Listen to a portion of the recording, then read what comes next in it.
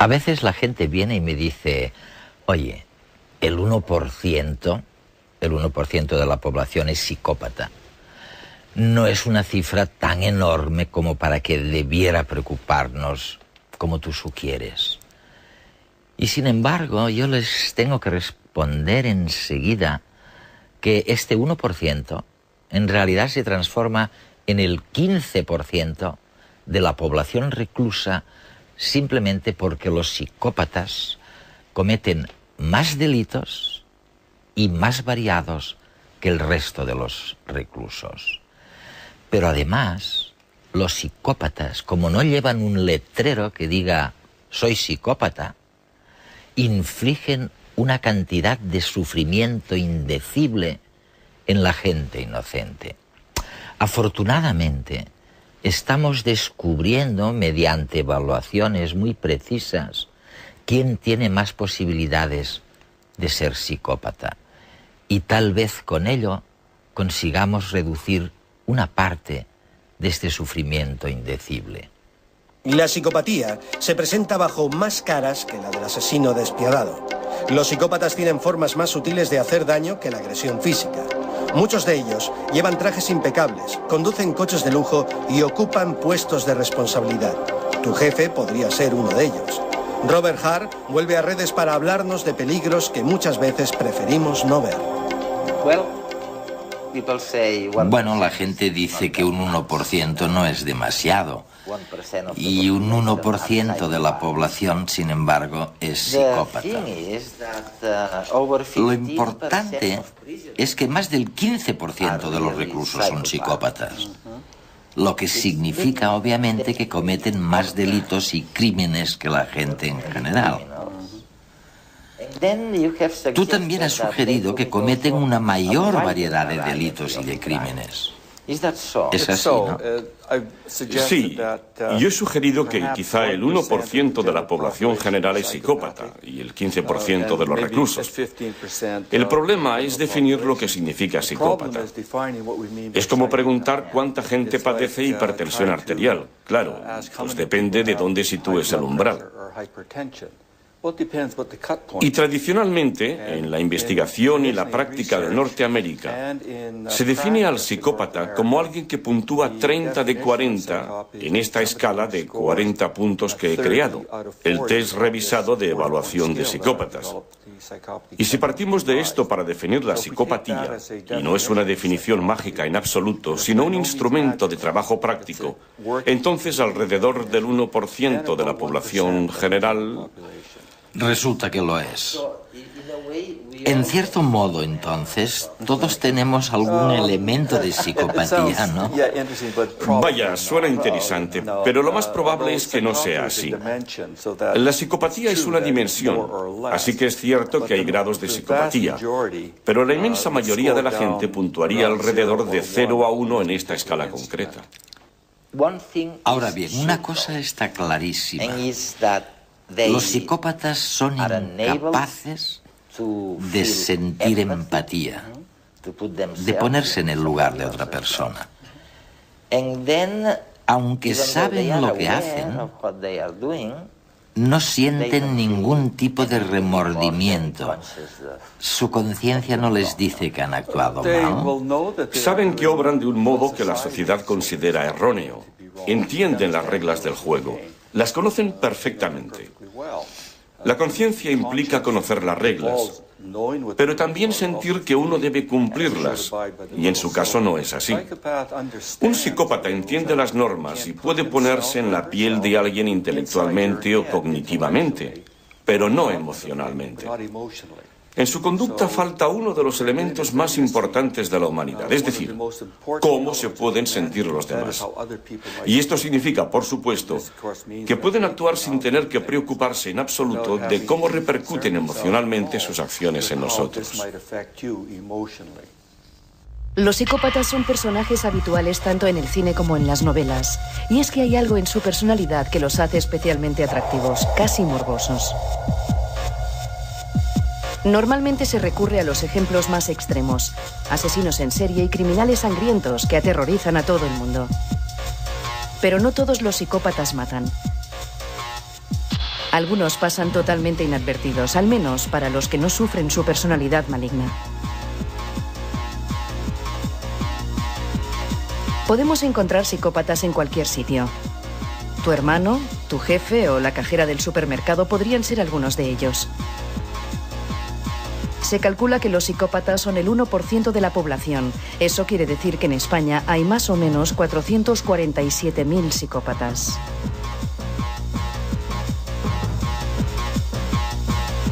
A pesar de ser un porcentaje pequeño, puede llegar a influir muchísimo en el resto de la sociedad.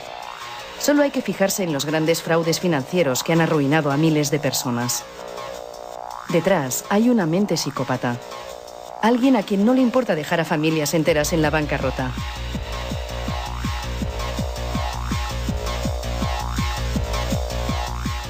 Y no les importa porque no saben lo que sienten los demás. Los psicópatas no tienen empatía. Son incapaces de ponerse en la piel de los otros. Pueden entender cómo piensas, pero nunca podrán entender cómo te sientes. Tampoco tienen conciencia, ni miedo, ni remordimientos. 3 características ideales para ser un buen embustero. Destacan como jugadores de póker, se marcan faroles y permanecen impasibles. Sus compañeros de juego son incapaces de descubrir cuándo mienten. Y la política también les llama la atención. Es un contexto donde el engaño y la mentira son indispensables, y de esto ellos saben mucho. Además, pueden acceder a puestos de poder desde donde manipulan a su gusto a muchas personas, en ocasiones incluso a países enteros.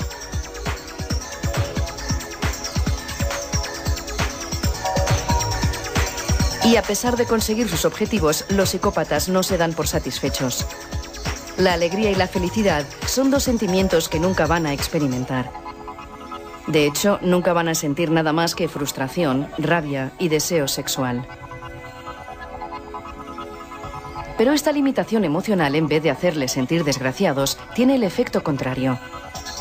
Se creen seres superiores, perfectos. Para los psicópatas no hay nada raro en su forma de ser, al contrario, el problema lo tienen los demás. Y lo más trágico, no hay terapia para curarles porque no hay nada que curar. Simplemente son así y nada los hará cambiar. ¿Por qué? ¿Por qué los psicópatas suelen ser normalmente mentirosos, violentos y encantadores? Veamos, sin duda son mentirosos y muchos parecen encantadores. No todos tienen necesariamente conductas violentas. Para que nos entendamos, el psicópata tiene un repertorio de conductas muy amplio. Puede actuar, desempeñar muchos papeles. Si ser encantador funciona, pues lo es. Si no funciona, quizá te amenace o intente intimidarte. Si tampoco funciona, entonces recurrirá a la violencia. La clave es que todas sus acciones tienen un componente depredador. Es como cuando un gato persigue a un ratón. Al gato no le importan en absoluto los sentimientos de su presa. No entran en su conciencia, ¿sabes? Este es el enorme problema de los psicópatas. La cantidad de sufrimiento que pueden infligir a la gente que no es consciente a lo mejor de que su jefe o su mujer o su marido es un psicópata. Exacto. Si pensamos en nosotros como en un ratón y en el psicópata como en un gato, esto explica muchas cosas. Y podemos preguntarnos, ¿es que no se dan cuenta del dolor que están provocando a los demás? No solamente han lastimado físicamente a alguien, además han acabado con los ahorros de toda su vida, con su pensión. ¿Es que no entienden que está mal? Pero somos nosotros los que no entendemos que este tipo de personas no piensan ni sienten como nosotros. Y hasta que no comprendamos que tienen una manera distinta de ver el mundo humano, estaremos condenados a ser sus víctimas. Dices que son depredadores. Depredadores sociales sería una buena manera de expresarlo. Pero también explica hasta cierto punto dónde podemos encontrarlos. Los psicópatas están donde quiera que haya una oportunidad de algún tipo. Si alguien nace y se cría en una familia que valora las actitudes delictivas, hurta y roba y hace cosas malas, un psicópata será un buen alumno. Aprende muy rápido y probablemente acabe en la cárcel. Si naces en una familia distinta, una familia de abogados, médicos, sabes cómo vestir, cómo hablar, vas a las mejores escuelas y a la vez tienes esos rasgos de la personalidad, es decir, mientes fácilmente, engañas, no te importan los demás. Hablas muy bien. Bueno, entonces probablemente acabes en otro sitio. Podría ser la política o el derecho. Podría ser cualquier profesión en la que gracias a tu posición puedas ejercer poder y controlar a los demás. ¿José un psicópata? No, nunca lo hubiera dicho. ¿José un psicópata? José, pero sí. Era un tío encantador, ¿no? Los psicópatas consiguen engañar a casi todo el mundo. Son conversadores amenos y divertidos, con respuestas rápidas e inteligentes. Su fachada es impecable, pero por dentro están vacíos. Solo se relacionan por puro interés. Son como actores que interpretan un papel, el papel de su propia vida. Al principio me caía bien, francamente bien, la verdad. Era un tío pues, que contaba historias, pero conforme pasaba el tiempo la verdad es que me empezó a parecer superficial. Ahora que lo dices sí que era un poco raro. Había algo en los ojos. Era como si no mostrara ninguna emoción. Como si tuviera una máscara. Eso sí, siempre iba impecable. Las camisas perfectamente planchadas, de ropa de calidad. Siempre iba con ropa italiana. Los psicópatas tienen una necesidad de autogratificación desmesurada. Para satisfacerla se sirven de todos los que tienen a su alrededor. Y saben que con una buena apariencia es más fácil conseguir lo que quieren.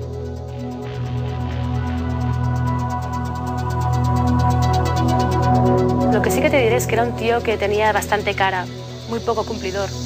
Llegaba tarde, y casi a diario además. Lo que pasa es que al jefe parecía no importarle. Siempre se lo pasaba por alto. Son impulsivos y les cuesta mucho cumplir con las obligaciones y los compromisos. Pero también quieren destacar y llegar a lo más alto rápidamente. Son contradictorios por naturaleza.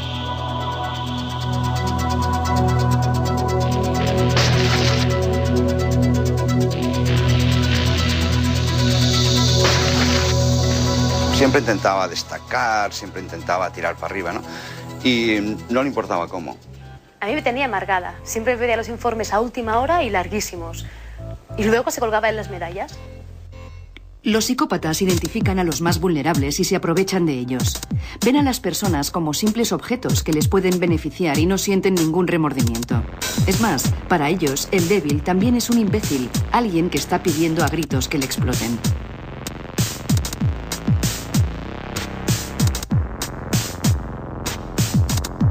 Me acuerdo que incluso un día se metió en un lío gordo, porque alguien, no sé quién, recuerdo que dijo que le había robado una idea.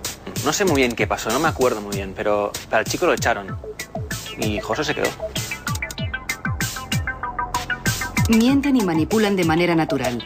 Además, son completamente ajenos a la posibilidad de que les descubran. Y aunque les pillen, no se avergüenzan ni se muestran perplejos. Simplemente cambiarán la historia para que sea consistente con la mentira. Viven al día, sin pensar en las consecuencias de sus actos. El futuro no les preocupa demasiado.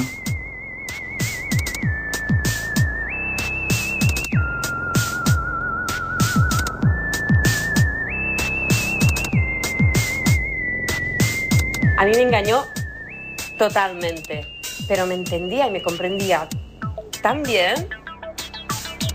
En las relaciones de pareja, los psicópatas también son unos actores magníficos. Son incapaces de sentir amor, pero aprenden a imitar el romanticismo. El cine es una buena escuela. Repiten las frases que oyen en las películas para hacerse pasar por novios cariñosos y complacientes. Cuando la víctima muerde el anzuelo y se enamora perdidamente, aparece su lado más oscuro. En nombre del amor, le sacan todo lo que pueden. El psicópata puede ser cualquiera. Podría ser tu amiga, tu madre o incluso la persona que ves cuando te miras al espejo.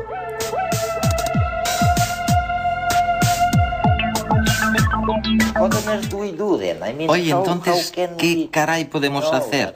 ¿Cómo sabemos que nos enfrentamos a alguien que supone una amenaza personal? Pues bien, normalmente no sabes que te enfrentas a un psicópata, pero sí que tienes un problema grave. Por ejemplo, Una mujer cuyo marido la maltrata se va con otras, no se ocupa de la familia. Sabe que hay algo que no funciona nada bien. Quizá no utilice el término psicópata porque no lo conoce, y muchos terapeutas, médicos, psiquiatras le dirán que la psicopatía es un mito, que no creen en ese concepto. Y la pobre mujer solo podrá decir, vaya, me enfrento a un mito, pero ese mito me pega una paliza cada noche. Es algo muy extraño.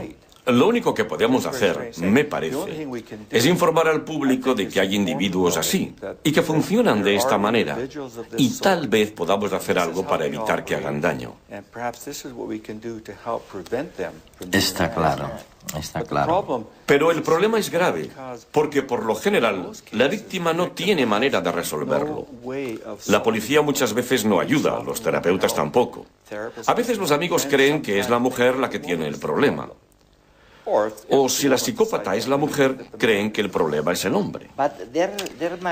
Pero tendría que haber algo para identificarlos. Estoy pensando en nuestros telespectadores ahora, aquí en España y Latinoamérica. Quizá podamos sugerirles algo, de hecho. Tú los sugieres en tu maravilloso libro Serpientes con trajes. Dices que hay algunos elementos antisociales, afectivos, personales o del estilo de vida que están claramente marcados. Por ejemplo, en la esfera interpersonal, ¿qué crees? ¿Son superficiales, grandilocuentes, modestos? Pueden ser todas estas cosas en momentos diferentes. Hay que pensar en ellos como si actuaran sobre un escenario. Adoptarán el personaje que más les convenga para la situación. Los que lo analicen con detenimiento verán que esa actuación no es demasiado buena, sino puro juego sucio. Pero la gran mayoría no tendrá el tiempo o la energía para ir más allá de la fachada. Creerá que la persona es lo que aparenta. Habla muy bien, te dirá que tiene mucho dinero, que hará cosas fantásticas por ti. Y por supuesto nunca sucede. Pero no solemos ahondar tras la superficie. Es como si el fondo fuera menos importante que la forma. Los políticos son expertos en eso. Más de una vez me he planteado qué pasaría si un político dijera la verdad y solamente la verdad, e intentara que le eligieran de ese modo. Cosa difícil. Sí, sería muy difícil. Además, creo que en la política y en el póker hay que mentir, engañar, es parte del juego. No estoy diciendo ni mucho menos que todos los políticos sean psicópatas.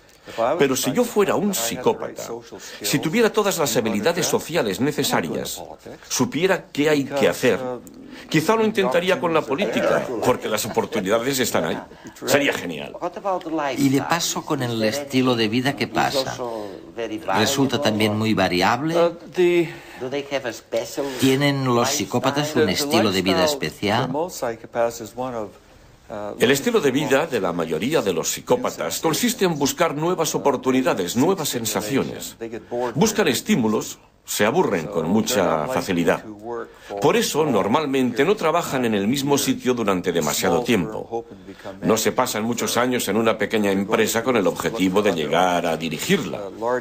Lo que hacen es buscar otras oportunidades en lugares más grandes en los que saciar sus ansias.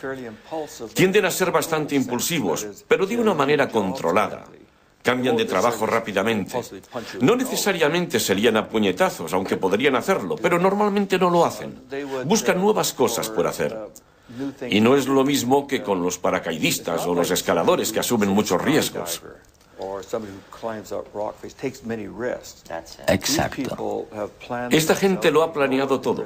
Sabe cuáles son los riesgos y ha decidido que lo que les toca es asumir el riesgo e intentar superarlo. Los psicópatas lo hacen de una manera natural, asumen riesgos, pero por lo general lo hacen a costa de otra persona. Si él pierde, tú pagas por ello. Y, por supuesto, son antisociales. Bueno, antisociales en el sentido de que no se acogen a las reglas de la sociedad. Mucha parte de su conducta podría considerarse legal, y a menudo lo es, porque saben operar dentro de los límites de la ley. Pero donde mejor se mueven es allá donde los límites son flexibles. Pensemos en una organización de nueva creación, o en la desintegración de la Unión Soviética cuando sobrevino el caos. ¿Qué pasó entonces? O pensemos en la antigua Yugoslavia, cuando todo se viene abajo. cuando las antiguas reglas dejan de ser aplicables. Entonces, moviéndose con agilidad en el escenario, sintiéndose en su salsa, tendremos a un psicópata aprovechándose de la situación. Lo mismo pasa con las empresas. Si impera el caos y las reglas son poco claras, flexibles, el psicópata saldrá adelante extremadamente bien.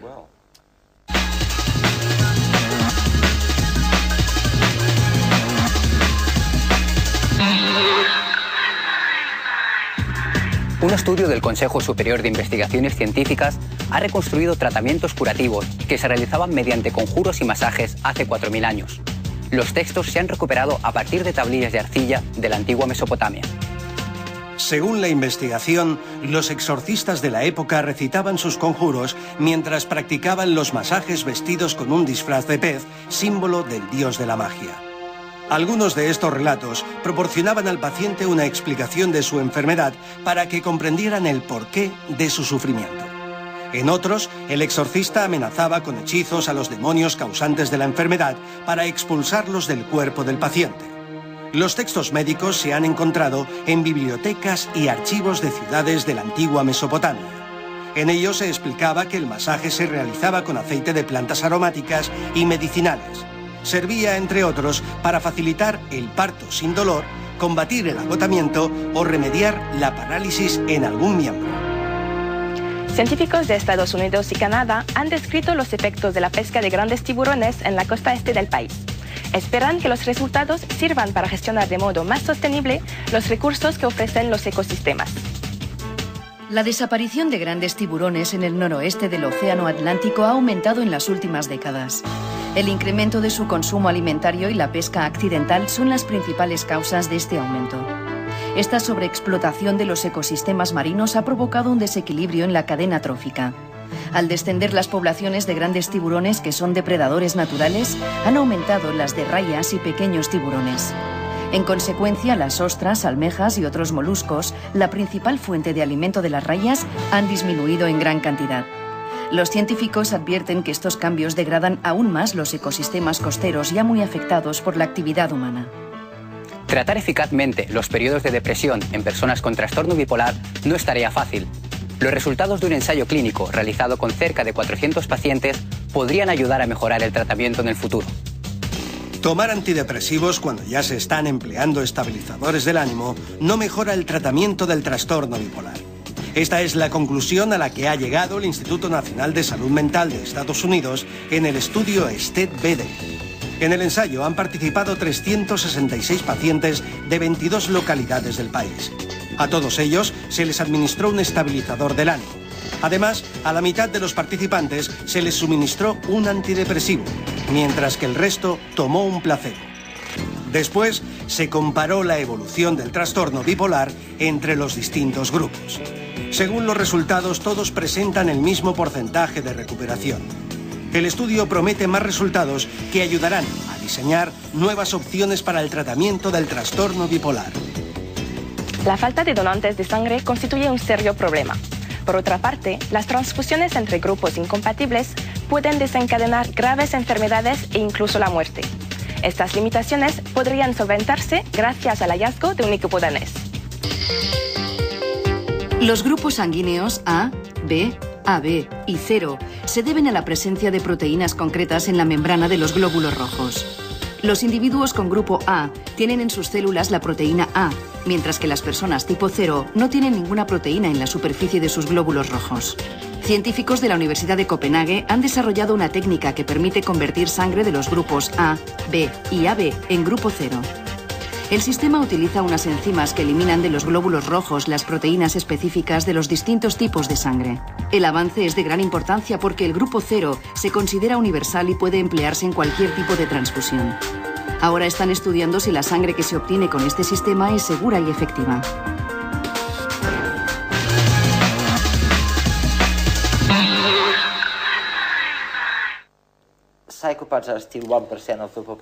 Bueno, hemos dicho todo eso y los psicópatas siguen siendo el 1% de la población. Pero este trastorno, o lo que quiera que sea, ¿es una enfermedad mental o no lo es? No.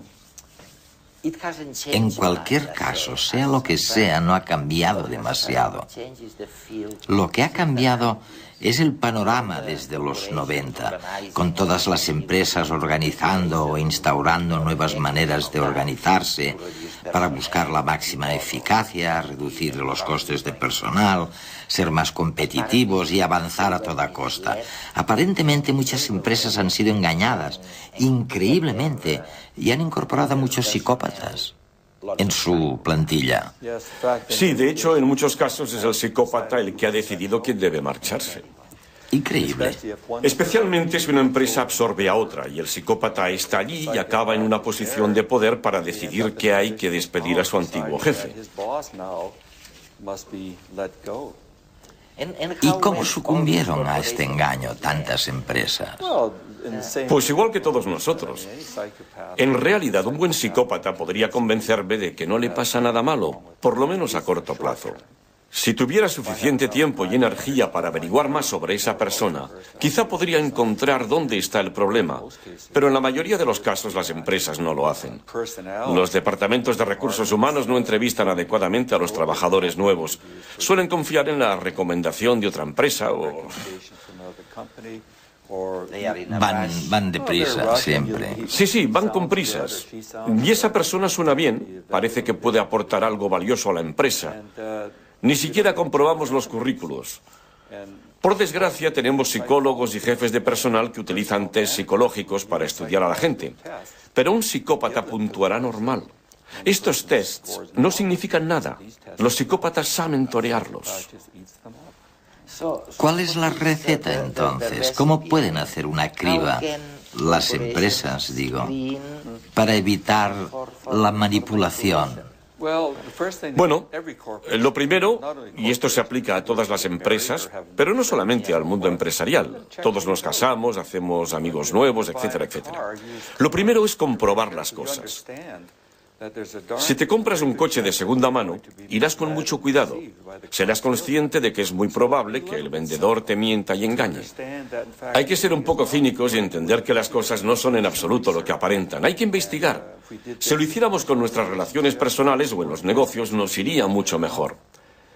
Esto no significa que debamos contratar a un detective privado para analizar a cada trabajador nuevo, aunque en algunos casos no sería tan mala idea. Especialmente si existe la probabilidad de que esa persona llegue a un cargo de mucho poder dentro de la organización. Y pueda depredar. Sí, de hecho puede llegar a destruir a la empresa. Pero en algunos casos, una organización puede querer contar con un psicópata, porque sus actitudes, su personalidad y su conducta quizá encajen con la filosofía de la organización. En aquel momento. Sí, piensa por un momento en el crimen organizado, ese sería un ejemplo extremo. Pero hay muchas otras organizaciones en las que en un momento concreto, con un psicópata las cosas irían bien, todo encajaría. Sin embargo, al final la empresa acabará sufriendo, porque los intereses del psicópata no son los intereses de la empresa, sino los propios, el interés personal. Ferran Ramón Cortés ha escrito un libro en el que analiza cómo algunas personas utilizan a sus compañeros para su propio beneficio y compara los rumores que propagan con los virus biológicos.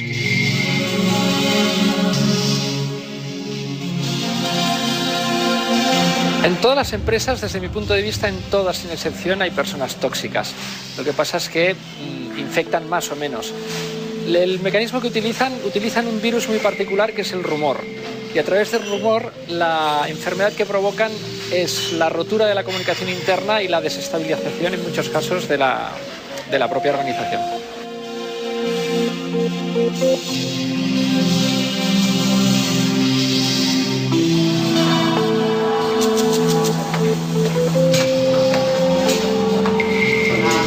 Hola.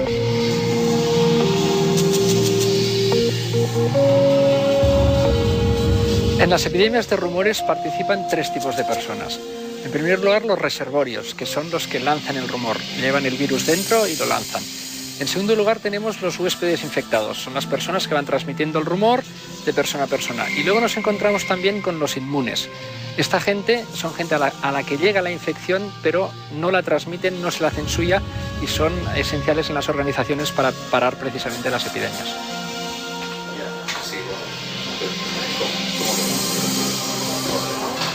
Vale. Claro. Los rumores, igual que los virus, van pasando de unos a otros, se van contagiando hasta que alcanzan una parte sustancial de la plantilla. Por el camino van intoxicando y lo que producen es una destrucción de la comunicación interna. Hay situaciones propicias para que empiecen estos procesos de epidemia de rumores. Una de ellas es cuando hay situaciones de cambio. En las situaciones de cambio se generan muchos rumores porque proyectamos nuestros miedos, sobre todo en el peor de los escenarios, en forma de rumores que difundimos a gran velocidad. De la información original, el rumor elimina detalles esenciales, lo sustituye por otros, haciendo la historia más interesante, más incisiva y por tanto también más contagiosa. Es lo que es la mutación, que igual que ocurre con los virus, en cada mutación ganamos un estadio en virulencia.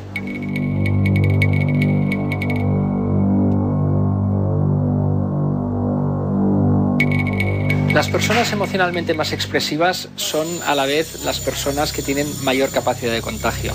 En circunstancias normales son personas imprescindibles en las empresas porque ayudan a crear climas de compañerismo, ayudan a generar relaciones y ayudan a funcionar la compañía.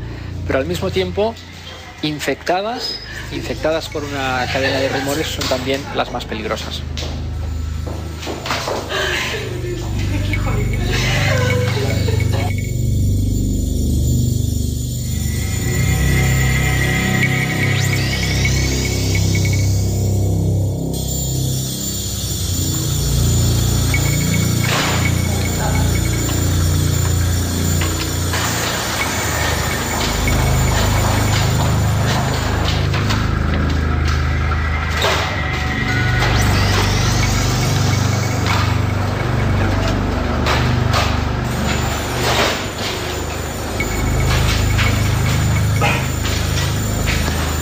Ante una epidemia de rumores es muy importante identificar el origen, de dónde parte, quién es la persona que lo ha difundido.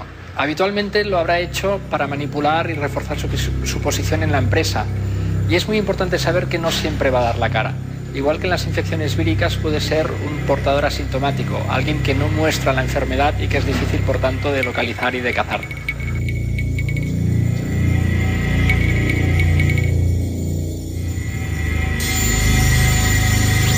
Al igual que en otras infecciones víricas, aquí también existe la posibilidad de tener una vacuna.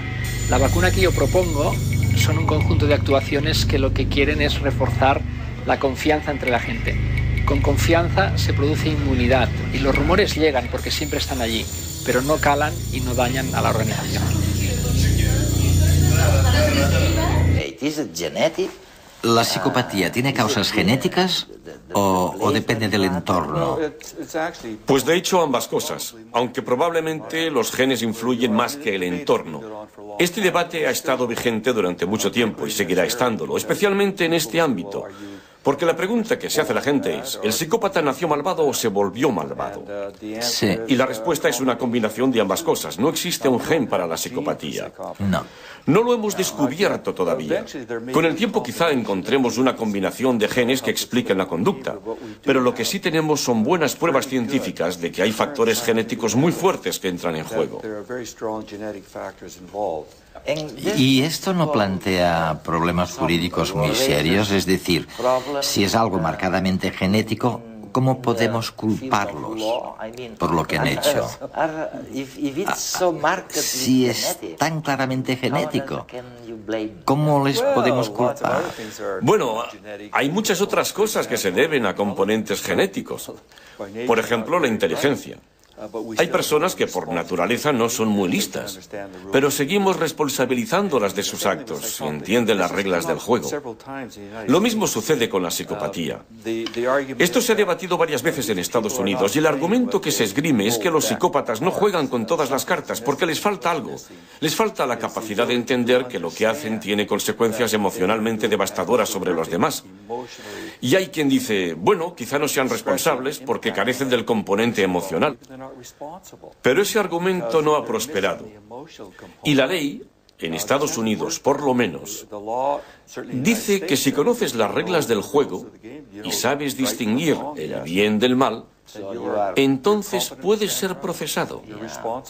Eres responsable de tus actos. A un psicópata se le da muy bien intentar utilizar eso mismo que mencionabas. Te dirá, no es mi culpa, yo nací así, es culpa de los demás, es culpa de la sociedad. Pero no es verdad, toman sus propias decisiones. Bueno, ya los hemos identificado, más o menos. Cometen un delito o un crimen y los ponemos en la cárcel. Sí. ¿Y luego qué hacemos? Tú tienes enorme experiencia, has analizado varios centros penitenciarios por todo el mundo. ¿Qué hacemos con ellos? Pues normalmente lo que hacemos no es lo adecuado. Para los delincuentes y criminales tenemos programas de tratamiento o programas conductuales e intentamos que todos obedezcan las mismas reglas utilizando las mismas técnicas. Pero con los psicópatas no funciona, porque la mayoría de estas técnicas se basan en la emoción, la capacidad de experimentar ansiedad, miedo, remordimientos, todas tienen bases emocionales. Y con un psicópata es un método equivocado. Si le dices a un psicópata, lo que haces está poniendo en peligro a otras personas, les estás haciendo daño, tienes que cambiar, pues te dirán, de acuerdo, cambiaré. Pero será una respuesta superficial, porque en su foro interno esa persona pensará, ¿y por qué debería cambiar? Yo estoy bien. Si eso no funciona, ¿cómo deberían ser entonces los programas? Pues lo primero que deberíamos hacer es desconfiar muchísimo de todos los psicópatas que de repente afirmen sentir empatía. Es imposible que cambien su esencia de la noche a la mañana por mucho que utilicen las palabras adecuadas y digan, estoy curado, he encontrado a Dios, he encontrado a Cristo, ahora sí que sé lo que estoy haciendo. Hay que hacer caso omiso de afirmaciones así porque lo que cuenta son los actos. Y por otro lado, es importante convencerles de que pueden beneficiarse si cambian un poco su conducta. Es decir, que va en su propio interés cambiar, no mucho, porque no van a cambiar mucho, pero sí hasta cierto punto. Decirles que se pondrán en menos líos o que pasarán menos tiempo en la cárcel del que pasarían si no cambiaran.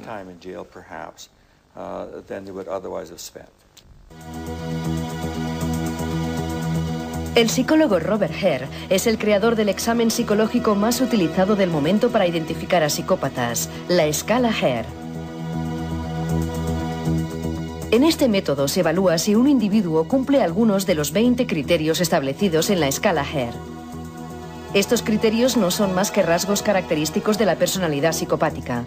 Algunos ejemplos de ellos son la falta de empatía, el encanto superficial o un egocentrismo extremo. Para llevarla a cabo, el paciente es sometido a un cuestionario estructurado. Es entonces cuando el evaluador concede para cada criterio 0, 1 o 2 puntos en función de si el paciente no lo cumple, lo hace parcialmente o lo cumple en su totalidad. Tras el test, el evaluado adquiere una puntuación final que varía de 0 a 40, considerándose psicópatas a los individuos con calificaciones superiores a 30. Recientemente se ha desarrollado una nueva prueba para detectar si la percepción de la violencia varía entre criminales psicópatas y aquellos que no lo son. Su resultado ha sido un éxito y tan solo 10 minutos parecen suficientes para reconocer individuos con trastornos psicopáticos. Este examen sencillo obliga al evaluado a clasificar palabras en agradables, desagradables, violentas o pacíficas. Por ejemplo, ¿es la palabra sangre agradable o desagradable? Y matar se cataloga como violenta o pacífica. El tiempo requerido para asociar términos tanto de forma correcta como errónea parece ser mucho menor en psicópatas, dejando constancia de la concepción anómala que poseen de la violencia.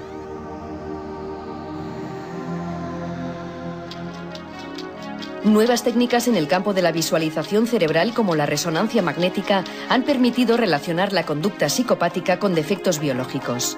Así, la corteza prefrontal, vital para gestionar los impulsos, presenta una reducida actividad. Neurotransmisores inhibidores de la conducta agresiva, como la serotonina, también parecen escasear en el cerebro del psicópata. En definitiva, los últimos avances en psicología y técnicas de imagen cerebral han facilitado la diagnosis de la psicopatía. El reto ahora consistirá en la cura y la reinserción de los que la padecen.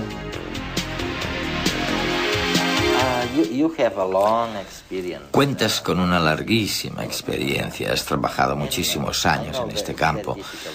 Y ya sé que es muy difícil responder a la pregunta que te voy a hacer, pero ¿crees que la cantidad de sufrimiento de la gente corriente a manos de esos instintos depredadores de los psicópatas ha aumentado con el tiempo? ¿O te imaginas que hace años era mucho peor? ¿En qué punto estamos? Ahora tenemos tu escala para medir. Hemos empezado a darnos cuenta de que son diferentes. ¿Está mejorando la situación? No sabes cuánto me gustaría saberlo. Todo funciona por ciclos. Si nos remontamos a la Baja Edad Media, cuando proliferaban las ciudades-estado, cada pueblo era un estado. Y eso a menudo entrañaba peleas, asesinatos, saqueos, violaciones constantes y, por supuesto, allí encajaba perfectamente el psicópata. De hecho, por aquel entonces el psicópata probablemente se consideraba un verdadero héroe. Era alguien que sacaba el trabajo adelante. Creo que lo mismo sucede ahora. Hay muchas situaciones en las que los psicópatas realmente pueden prosperar. Uno de los problemas que tenemos ahora es que, como sociedad, a través de las películas y la televisión, lo que hacemos en cierta medida es promover el estilo de vida psicópata. Estamos transmitiéndole a una nueva generación que así es como se hacen las cosas y que además es fantástico. Que es eficaz, Sí, en las películas y la televisión, el principal ingrediente es la violencia. Y se trata de violencia depredadora. Violencia a sangre fría, sin pasión. Se actúa contra los demás sin ningún tipo de preocupación por ellos, sin sentimientos de remordimiento o de culpabilidad. Y los niños lo ven. Los jóvenes lo ven.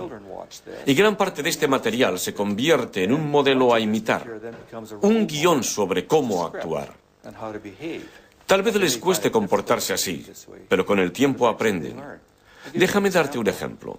En Estados Unidos, hace 9 o 10 años, hubo un periodo en el que los chavales jóvenes, de 14 o 13 años, solían reunirse en grupo y pegarle una paliza a otro chaval.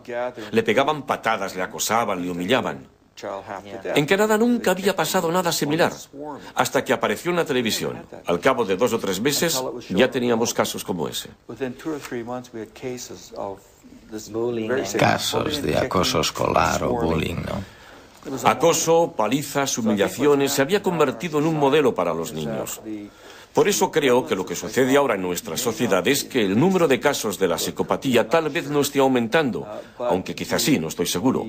Pero sin embargo a un psicópata le resulta mucho más fácil expresarse que antes, porque lo que antes se consideraba poco ético, inmoral o antisocial ahora se convierte en la norma. Pasa a estar bien. Todo se reduce a pensar ante todo en uno mismo.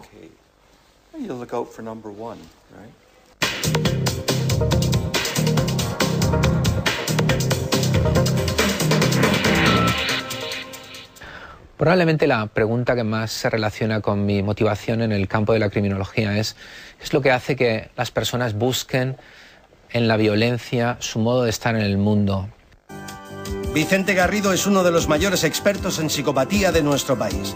Sus investigaciones en la Universidad de Valencia van mucho más allá de los libros y se puede decir que ha mirado a más de un psicópata a los ojos.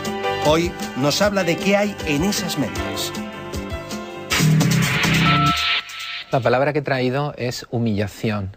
Y es una palabra importante en este contexto del crimen y la psicopatía por 3 razones. Primero, porque se trata de un motivo profundamente humano, a diferencia de otras causas que promueven la agresividad y que la compartimos con los animales. El sentimiento de humillación requiere, por encima de todo, la conciencia de sí. El hecho de que te sientes traicionado o maltratado en una reflexión íntima e introspectiva, algo que solo puede hacer el ser humano. En segundo lugar, es importante porque es probablemente la motivación más fundamental para el crimen violento. Y en tercer lugar, aunque de una manera más aproximada, porque mi teoría es que los asesinos en serie matan porque no quieren ser lo que son y cuando matan intentan ser otras personas y en buena medida se sienten humillados del rol que ahora desempeñan, por eso quieren construir una nueva realidad y por eso se convierten en asesinos en serie. El placer viene del desquite, viene de la venganza. La venganza es un plato que se sirve frío. La venganza te produce un equilibrio. Acabas de poner tablas en una situación en la que tú estabas perdiendo. Os he traído lo que es mi última obra, escrita con mi colega Patricia López, que se denomina El rastro del asesino, de que estoy particularmente satisfecho por 2 razones. Primero, porque es el primer libro que habla de la técnica del profiling, la personalidad criminal como herramienta forense para permitir orientar la investigación criminal en asesinos sistemáticos desconocidos, asesinos en serie, pero también agresores sexuales. Y en segundo lugar, porque es un estudio en profundidad de 5 asesinos en serie que en los últimos años han marcado la criminología casuística en España. Y hay un estudio analítico de cómo se llevó a cabo la investigación en tiempo real, las pistas, los problemas, las dificultades, cómo se capturaron. Y luego hay un estudio muy profundo sobre su mente, por qué hicieron lo que hicieron, por qué planificaron los crímenes de esa manera, qué pretendían conseguir, y un estudio utilizando la técnica del profiling que nos descubre la mente y las características fundamentales de la personalidad de estos sujetos. He traído un par de imágenes para que el espectador sea consciente de cuáles pueden ser las motivaciones de los asesinos en serie y en qué modo pueden ser tan diferentes. El primer caso es el del asesino del Pouchet. Lo que define este tipo de crimen es la venganza, la humillación. Las mujeres de ese barrio ni siquiera lo miran, porque él no forma parte de ese mundo. Cuando mata a las 2 mujeres en este barrio, está demostrando que él sabe cómo tratar a estas mujeres y las mata por odio, y por eso es sádico. Quiere hacerlas sufrir. El sadismo da placer sexual, pero él no las toca sexualmente. La otra imagen corresponde a Tony King, que quizá el público lo puede concebir más como el clásico psicópata sexual. Tony King empieza su carrera delictiva como un delincuente juvenil y pronto, además de robos y actos de violencia, progresa hacia el delito sexual. Mientras que antes en Inglaterra necesitaba el control de la víctima hacia la inconsciencia para poder satisfacer su fantasía sexual, ahora vemos que ese control no es suficiente. Ya no basta con que la mujer esté inconsciente, tiene que estar muerta. El control ha de ser absoluto. Lo que nos muestra Tony King es un camino que empezó en su adolescencia y que culmina en la necrofilia. Pues he traído un objeto hasta cierto punto histórico porque el primer caso documentado en el que se aplicó la técnica del perfil criminológico a la hora de ayudar en la captura de un asesino en serie fue justamente en el caso de Ferrandiz, y tuve la oportunidad de ser yo en ese caso la persona responsable de colaborar con la Guardia Civil y el juez para capturar a Ferrandiz. Él me escribió de su puño y letra cómo llevó a cabo el primero de los crímenes, y es justamente lo que puede ver el espectador aquí. Él escribe el momento en que invita a su primera víctima, la filóloga joven castellonense Sonia Rubio, a subir a su coche, cómo la lleva en un momento determinado del trayecto por la zona de Playetes, por la zona de Benicàssim, la golpea para dejarla inconsciente, para controlarla, cómo posteriormente, cuando ya está en una zona pantanosa donde no hay posibilidad de ser observado ni que la chica reciba ayuda, la ata, la hace caminar, y en un momento determinado donde él considera que ese cadáver va a quedar ahí durante mucho tiempo sin descubrir, lleva a cabo su crimen, un crimen con un componente de control y de escenario en su manejo y en su preparación muy significativo. Él, por vez primera, siente que realmente hace para lo que ha sido llamado en este mundo y se convierte en un asesino en serie. El lugar que he escogido es un poco peculiar. Estamos en la penitenciaría estatal de Florida, en Estados Unidos, 1985. En esa prisión de Florida y en esos años se produjo la primera introspección de un asesino en serie a cargo del padre del canon del asesino en serie moderno, que fue Ted Bundy. Es un hablar supuestamente de alguien que sintiera y pensara lo que él siente y piensa. Da pistas sobre cómo un asesino en serie, quizá más letal que él, puede estar ahora mismo planificando un próximo crimen. Dio pistas suficientes como para que, visto con posterioridad, hubiera podido llevar a su captura. Bundy les dijo, no esperen encontrar al típico tío que tiene pinta de buscar a putas. Entonces pusieron a una mujer policía por la zona de prostitución y picó el asesino. Pero en ese momento el FBI no fue capaz de demostrar que ese hombre era el asesino, y tampoco las pruebas eran irrefutables. Entonces durante 20 años estuvo libre, y solo cuando se descubrió el ADN le pudieron pillar. La conclusión quizá pueda ser esta. Hay personas que se defienden del mundo, que encuentran motivos para la amenaza con una autoestima débil o egocéntrica pero muy quebradiza, y utilizan una violencia reactiva, una violencia que en su perspectiva es defensiva pero que produce agresión y dolor en los otros. Otros, por el contrario, ven el mundo no como una amenaza, sino como una oportunidad para dominar, para controlar, para desear un control que otras personas ni siquiera lo pueden soñar. Son los asesinos en serie, son los psicópatas, son los agresores depredadores.